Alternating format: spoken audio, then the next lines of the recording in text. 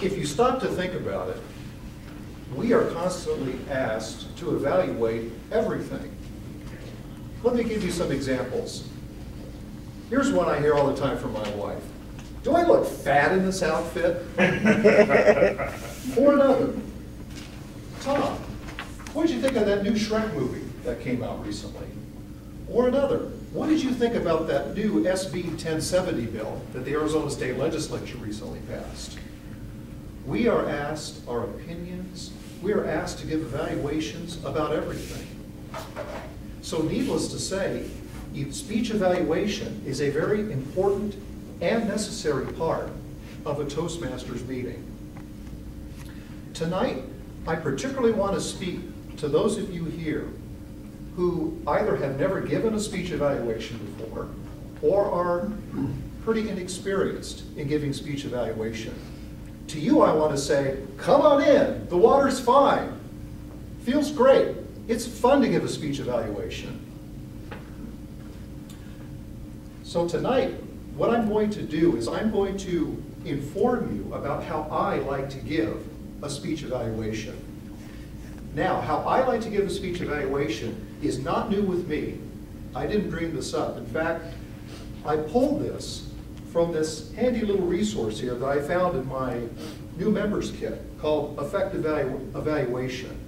And there was something in here that I saw that I began using when I started evaluating speeches, and it's called the sandwich. What the sandwich is taking a recommendation and putting it in between two positive comments. Another way to think about it is an Oreo cookie.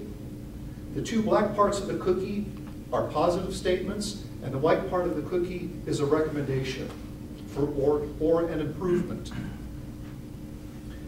Now, before I describe the sandwich in detail, I want to talk about this resource right here, the Speaker's Manual. The Speaker's Manual is a very, very important part of a speech. It is to the speaker and to the evaluator. For the speaker, the speech manual describes the speech and tells the speaker what to focus on and what to work on in preparing and delivering the speech. For the evaluator, this manual is important, so you'll know what to look for as the speaker is speaking. Now, as important as this manual is, for myself, I don't like to bring this manual up to the podium when I'm delivering an evaluation. What I like to do is, when I'm listening to a speaker give a speech, I like to get out my clipboard and pen and start writing notes. And I write notes on everything. Did the speaker turn a phrase particularly well? I write that down, even word for word. Did the speaker make a gesture or make a pause that was very, very effective, very timely? I write that down. Did the speaker not say something or do something that I wish he or she had said or done? I write that down. And I also write down those things that the speaker asked me specifically to look for. So I write all this down on my little clipboard here. And then when the speaker is done and everybody is writing their written evaluations, what I'm doing is I'm sitting at the table constructing my Toastmaster sandwich. I'm trying to pull at least two positive things that I could say at the beginning of my evaluation and at the end of my evaluation. So when I stand up here at the podium and begin my evaluation, I like to lead with something positive. For example, I could say something like, Mike. I'll say, Brian, specifically about your speech tonight. Loved your opening. You put me right there, and you grabbed my attention right away. I loved your opening. Or I could say, Jan, your effective use of a pause purposefully at this point of your speech caused me to think more deeply about the topic that you were speaking on. When you are saying something positive, link it to something specific in the speech. Be very specific about why the speaker did something very, very well. Now, when it comes time for the recommendation part, don't use the word recommendation or improvement. Here's something I think you can improve on.